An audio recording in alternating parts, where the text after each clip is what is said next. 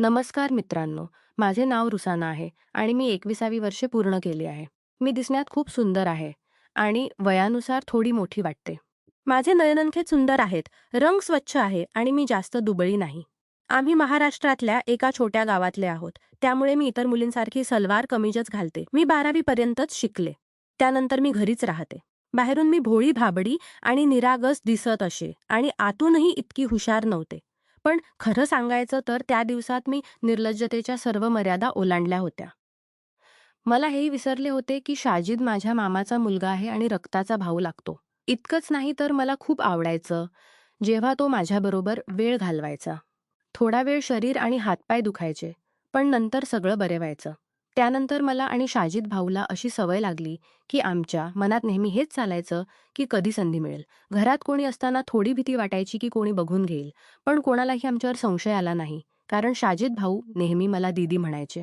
मी वयाने त्यांच्यापेक्षा 1 वर्ष मोठी होते आणि त्यावेळी हिवाळा चालू होता. त्यामुळे सगळे आपापल्या खोलीत झोपायचे. मी आणि शाजिद भाऊ वेगळ्या खोलीत झोपायचो. त्यामुळे खोलीचे दार बंद केल्यावर शाजिद भाऊ मला रात्री 2-3 वाजेपर्यंत. खरं तर गेल्या काही दिवसात माझी मामी खूप आजारी पडली होती. त्यामुळे आई आणि मी त्यांना सांभाळण्यासाठी गेलो होतो. आम्हाला बस स्टॉपवरून घेण्यासाठी शाजिद भाऊच आले होते. येताच त्यांनी आईचे पाय धरले आणि मला पाहून आश्चर्याने म्हणाले, "दीदी, तुम्ही तर खूप मोठ्या झाल्यात." भाऊ बाईक घेऊन आले होते, त्यामुळे आम्ही बाईकवर बसून घरी गेलो. घरी जाता जाता संध्याकाळ झाली होती, कारण आम्ही घरातून थोडे उशिरा निघालो होतो. घरी पोहोचलो तर पाहिले की मामा स्वयंपाक करत आहेत. जाताच आई मामांना बघून रागावली. इतकी अडचण होती तर आधीच फोन करून सांगितले असते. मी आधीच येते. इतकी त्रास सहन करण्याची काय गरज होती? त्यानंतर आई मामांना बाजूला करून स्वतः स्वयंपाक करू लागली. मामा आम्हाला बघून खूप खुश झाले. मीही मामींजवळ जाऊन बसले. मामीही आम्हाला बघून खूप आनंदित झाल्या आणि खरंच त्यांची तब्येत खूप खराब होती. त्यानंतर आई मामींसाठी जेवण आणले आणि त्यांना खायला घालू लागली. तेव्हा शाजिद भाऊनी मला हाक मारली. जेव्हा मी त्यांच्या खोलीत गेले तेव्हा तेही जेवण खात होते. माझ्या येताच ते म्हणाले, "ये दीदी." जेवण खात होते. माझ्या येताच ते म्हणाले, "मी नंतर खाईन." पण भाऊनी मला बसवलेच आणि मलाही भूक लागली होती. त्यामुळे मी जास्त नकार दिला नाही. जेवण खाऊन आम्हा दोघांनाही मजा आली, कारण येताना आम्ही चिकन घेऊन आलो होतो. त्यानंतर मी आईजवळ झोपायला जाऊ लागले तर शाजिद भाऊ म्हणाले, "दीदी, जर तुम्हाला वाईट वाटत नसेल तर इथेच झोपाल का?" तेव्हा मी म्हटले, "नाही भाऊ, मी आईजवळच झोपेन." तेव्हा भाऊ म्हणाले, "प्लीज दीदी, झोप ना. उद्या तर तुम्ही जाल, मग मीही जास्त नखरे केले नाहीत. पण तुम्ही आईला सांगा." माझे इतके ऐकताच भाऊ खुश झाले आणि भाऊंना म्हटले, "ठीक आहे, मी झोपते." आणि आईलाही सांगून आले की रुसाना दीदी माझ्याबरोबर झोपत आहे. जोपर्यंत भाऊ आईला सांगून आले, तोपर्यंत मी सलवार कमीज बदलून भाऊंचीच लोअर आणि टी-शर्ट घातली होती. कारण सलवार कमीज थोडी जास्त फिटिंग होती. मला लोअर टी-शर्टमध्ये बघून भाऊ हसायला लागले आणि म्हणाले, "दीदी, तुम्ही यातही कमाल दिसताय." त्यानंतर मी रजई ओढून बेडवर बसले आणि भाऊ चारपाईवर आपला बिछाना घालू लागले. तेव्हा मी भाऊंना म्हटले, "भाऊ, तुम्ही बेडवरच झोपा ना, खूप जागा आहे." त्यानंतर भाऊ थोडे हसमुख आणि खोडकर होते. त्यामुळे ते मला खूप हसवत होते. आम्ही एकमेकांशी बोलत बोलत रात्र झाली आणि मला कधी झोप लागली हे कळलेच नाही.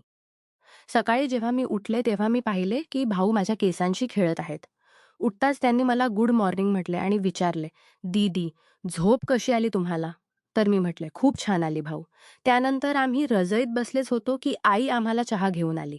सकाळी थंडी थोडी जास्त होती, त्यामुळे आम्ही रजईतच बसून चहा पिऊ लागलो.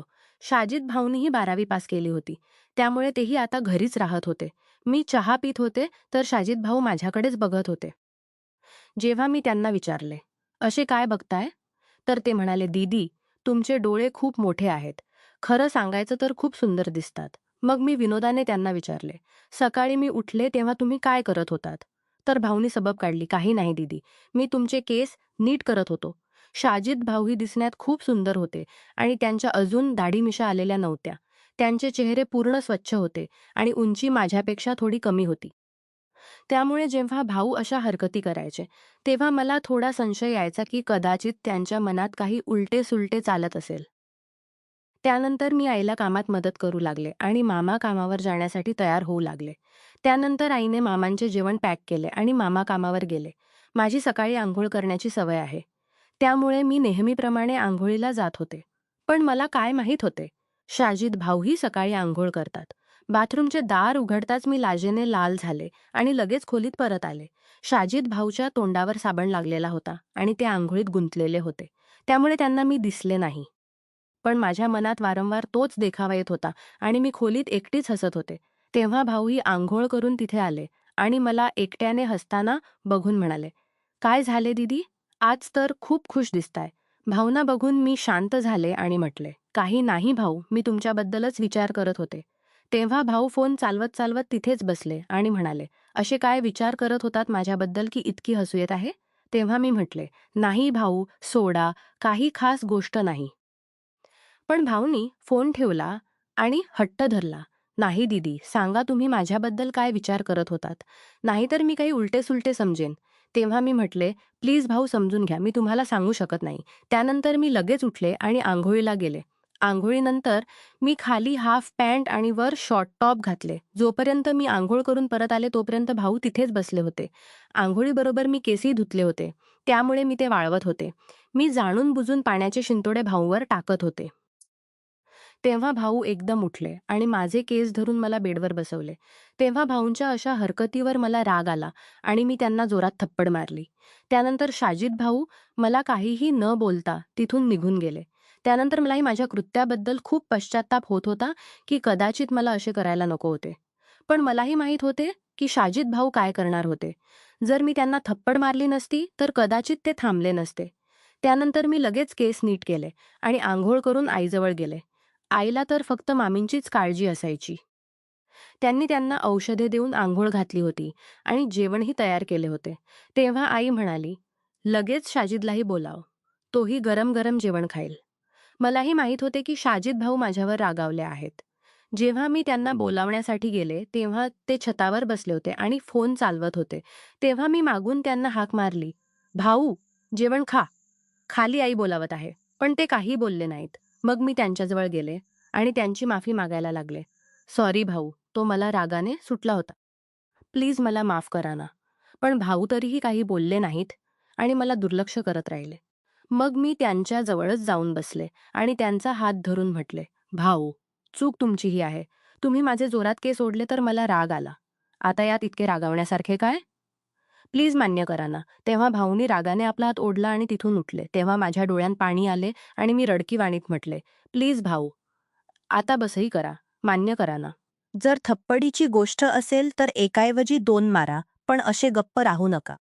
माझ्या डोळ्यातले पाणी बघून भाऊ म्हणाले, "ठीक आहे. तुम्ही रडू नका. रडताना तुम्ही अजिबात चांगले दिसत नाही. पण तुम्ही हात उचलू नये होते. चला आता जेवण खाऊया." तेव्हा मी पुन्हा भाऊंना हुंदके देत म्हटले, "आधी तुम्ही बोला की तुम्ही मला माफ केले." तर भाऊ म्हणाले, "आता बस करा दीदी. खूप माफी मागितली. आता बस करा दीदी, खूप माफी मागितली. इतकी मोठी गोष्टही नव्हती. चला लगेच जेवण खाऊया." आणि मामी जेवण खाऊन झाल्या होत्या आणि आई स्वयंपाकघरात काम निपटत होती. खाली जाताच मी आणि भाऊ एकत्रच जेवण खाल्ले. जेवण खाऊन मी थोडा वेळ मामींजवळ बोलण्यासाठी बसले आणि त्यांच्या तब्येतीबद्दल विचारू लागले. तोपर्यंत आई काम संपवून आली होती आणि येताच ती म्हणाली, "मी आणि तुमची मामी शेजारी आंटींकडे भेटायला जातो. सोबत थोडी फिरूनही येईल. तोपर्यंत तुम्ही घरीच राहा. आणि मी शाजीदलाही सांगितले आहे की तो कुठे बाहेर जाऊ नये. आम्ही थोड्या वेळातच परत येऊ." त्यानंतर आई मामींना फिरवायला घेऊन गेली आणि मी मामींची खोली स्वच्छ करू लागले. तेव्हा शाजीद भाऊही तिथे आले आणि माझ्याशी मस्ती करू लागले. तेव्हा मी शाजीद भाऊंना म्हटले, "भाऊ, प्लीज एक गोष्ट तरी आणून द्या." तर शाजीद भाऊ म्हणाले, "सांगा तर खरं दीदी, तुम्हाला काय हवे आहे?" तर मी भाऊंना चॉकलेट आणण्यासाठी सांगितले, कारण चॉकलेट खाणे मला खूप आवडते. तर भाऊ म्हणाले, "बस फक्त चॉकलेट. तुम्ही खोली स्वच्छ करा, तोपर्यंत मी घेऊन येतो." शाजीद भाऊ चॉकलेट घेण्यासाठी गेले आणि मी पुन्हा खोली स्वच्छ करू लागले. स्वच्छता करता करता मी जसेच मामींची अलमारी उघडली, तर त्यात मामींचे मेकअपचे सामान पडलेले होते आणि मलाही सजायला संवरायला खूप शौक होता. तर मीही वेळ घालवण्यासाठी तयार होऊ लागले. मी थोडे थोडे मेकअप केले आणि मामींचे झुमके व ज्वेलरीही घातली.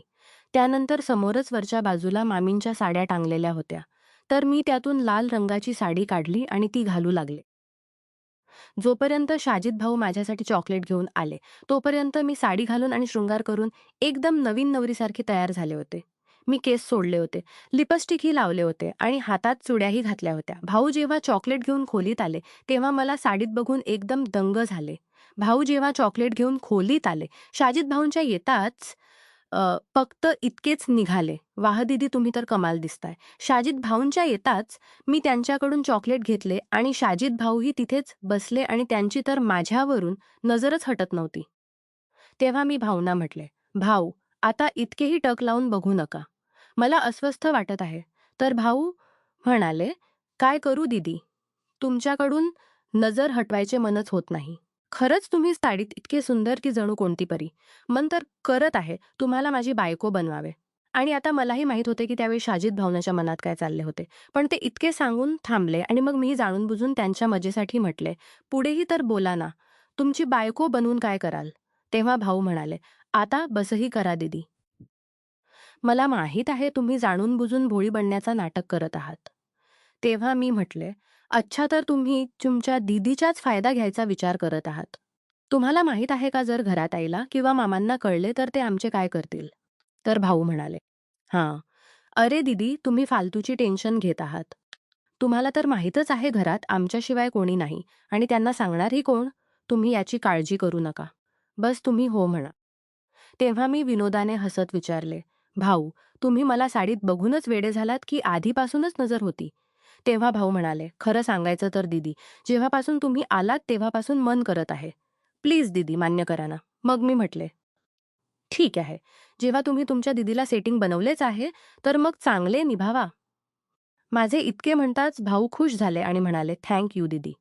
मला माहीत होते तुम्ही नाही म्हणणार नाही, कारण तुम्ही माझी सर्वात चांगली दीदी आहात." तर मी भाऊंना शांत करत म्हटले, "बस करा भाऊ, इतक्या तारीफ करू नका. तर तुमच्याकडे 10 मिनिटे आहेत. यापेक्षा जास्त वेळ देणार नाही आणि प्रॉमिस करा, की संध्याकाळी चॉकलेट आणून द्याल." तर भाऊ म्हणाले, "रुसाना दीदी, तुम्ही जे बोलाल ते आणून देईन. पण तुम्हाला रडवल्यानंतर तुम्ही 2 मिनिटे थांबा. मी सेफ्टी वाटत आहे." जोपर्यंत भाऊ आले माझे मन घबरायला लागले होते. तर मी भावना थांबवला लागले होते. तर मी भावना थांबवले आणि म्हटले, "सॉरी भाऊ, पण प्लीज समजून घ्या माझे जी खूप घबराट आहे. आपण संध्याकाळी झोपताना बघू." पण भाऊ कुठे मानणार होते. तेव्हा ते मला समजावू लागले, "दीदी, तुम्ही इतके घबरावू नका. काही होणार नाही. जर तुम्हाला जास्त अस्वस्थ वाटत असेल, तर तुम्ही डोळे बंद करा." मग मी डोळे बंद केले आणि शाजिद भाऊ जसेची आवाज ऐकू आली. आवाचे दार ऐकताच मी लगेच बेडवरून उठले. कारण मी साडी घालून शृंगारही केला होता आणि वरून आम्ही मामींच्या खोलीत होतो. भाऊचाही सगळा मूड ऑफ झाला होता आणि त्यावेळी शाजिद भाऊंना बघून मला मनाने खूप हसूही येत होते. मग मी लगेच भाऊंना खोलीतून बाहेर काढले आणि कपडे बदलले. मग मी पुन्हा खोलीची स्वच्छता करू लागले. आईनेही मामींना बरामद्यात बसवले आणि थेट स्वयंपाकघरात चहा बनवायला गेली. इतक्यात मी घर झाडून टाकले होते आणि मग आम्ही चहा पिण्यासाठी बसलो. चहा पिल्यानंतर आई कामाला लागली आणि मामी तिथेच बरामद्यात झोपल्या. मीही वेळ घालवण्यासाठी आईला कामात मदत करू लागले. मग काही वेळ मला शाजिद भाऊ दिसले नाहीत. जेव्हा मी त्यांना शोधले, तेव्हा ते बाथरूममधून बाहेर पडून हात धुवत होते. मला समजले होते की शाजिद भाऊ हलके होऊन आले आहेत. शाजिद भाऊंचे चेहरे अजूनही लटकलेले होते आणि त्यांना बघून माझे हसू निघाले आणि हसत-हसत मी म्हटले, "काय झाले भाऊ? तुमच्यापासून तर अजिबात कंट्रोल होत नाही." तेव्हा शाजिद भाऊ म्हणाले, "माझ्या जागी तुम्ही असता तर तुमच्यापासूनही होत नाही. तुम्ही मुलगी आहात त्यामुळे तुम्हाला बोलता येते." तेव्हा हसत मी भाऊंना म्हटले, "हरकत नाही भाऊ, बस थोडे आणखी वाट पहा. मग रात्री डिस्टर्ब करणारा कोणी नसेल." तर भाऊ म्हणाले, "दीदी, रात्रीचीच तर वाट बघत नाही. एक एक मिनिट तासासारखे वाटत आहे." इतक्यातच आईने मला हाक मारली आणि म्हणाली, "जर दोन्ही भाऊ-बहिणींची बोलणी संपली असेल, तर मला कामात थोडी मदत करा." त्यानंतर मी जाताना भाऊंनाही चिडवले, "भाऊ, आपला प्रॉमिस आठवा. जर मला चॉकलेट मिळाली नाही, तर तुम्हालाही काही मिळणार नाही." आणि मग मी स्वयंपाकघरात गेले. तोपर्यंत मामाही आले होते. मामा कामावरून थकून येतात. त्यामुळे आमच्याबरोबर थोडाच वेळ बसतात आणि मग लगेच झोपतात. आईही मामींना जेवण घालू लागली आणि त्यांना औषधे देऊ लागली. तोपर्यंत मीही जेवण खाल्ले होते आणि मी वेळ घालवण्यासाठी आईचा फोन चालवत होते. हिवाळ्याचे हवामान असल्याने आम्ही लवकरच बिछान्यात बसतो. त्यामुळे मामी तर औषधे घेऊन आराम करू लागल्या आणि आईही तिथेच रजईत बसली होती आणि मीही मामींच्या खोलीतच होते. मी फोनमध्ये गुंग झाले होते, की भाऊनी कधी जेवण खाल्ले आणि ते आपल्या खोलीत माझी वाट बघत होते, कारण मी रोजच्यासारखे सीरियल बघत होते. जेव्हा बराच वेळ मी गेले नाही, तर शाजिद भाऊच मला बोलावण्यासाठी आले. खोलीत येताच भाऊ म्हणाले, "दीदी या. मी कधीपासून तुमची वाट बघत आहे." तेव्हा आई म्हणाली, "काही हरकत नाही बाबा, जर तुम्ही एकटे झोपायचे असेल तर झोपा." रुसाना माझ्याबरोबरच झोपेल. आईच्या तोंडून इतके ऐकताच भाऊ लगेच बोलले, "अरे काही हरकत नाही बुवा, आम्ही खेळत खेळत झोपू." तसेही तुम्ही काही दिवसांत जाल. त्यानंतर मी आईला म्हटले, "नाही आई, आम्ही भाऊंजवळच झोपू." त्यानंतर आईनेही म्हटले, "ठीक आहे, जशी तुमची मर्जी." आणि आम्ही खोलीत आलो. खोलीत येताच भाऊनी लगेच दार बंद केले. मला माहीत होते की भाऊ आता 2 मिनिटेही आणखी थांबणार नाहीत. पण अजून आई आणि मामी सगळे जागे होते. त्यामुळे मी भाऊंना म्हटले, "भाऊ, एकदा सगळ्यांना झोपू द्या. जर कोणी माझा आवाज ऐकला तर आपण अडचणीत येऊ." तेव्हा भाऊ म्हणाले, "बस करा दीदी, आता मी तुमचे एकही ऐकणार नाही. तुम्ही लगेच केस बांधा." तेव्हा मला चॉकलेट आठवले आणि मी भाऊंना म्हटले, "ठीक आहे, पण आधी माझे चॉकलेट आणा." त्यानंतर भाऊंनी लगेच खिशात हात घातला आणि मला चॉकलेट दिले. चॉकलेट घेतच मी ते खाऊ लागले आणि भाऊ परफ्यूम शिंपडू लागले. सुरुवातीला मी भाऊंना सतावण्यासाठी नखरे दाखवत होते, ज्यामुळे आमची खोटी खोटी भांडण झाली. पण इतक्यातच आईने आवाज मारला, "रुसाना, आता खूप खेळलात, झोपा." कारण बेडचा आवाज मारला, "रुसाना, आता खूप खेळलात, झोपा." त्यामुळे भाऊंनी बिछाना खाली जमिनीवरच घातला. त्यानंतर भाऊनी सकाळीच्या वेळेपर्यंत झोपू दिले नाही. सकाळी आमचे डोळे उशिरा उघडले आणि आई दार ठोठावत होती. आम्ही अजूनही खालीच झोपलेले होतो.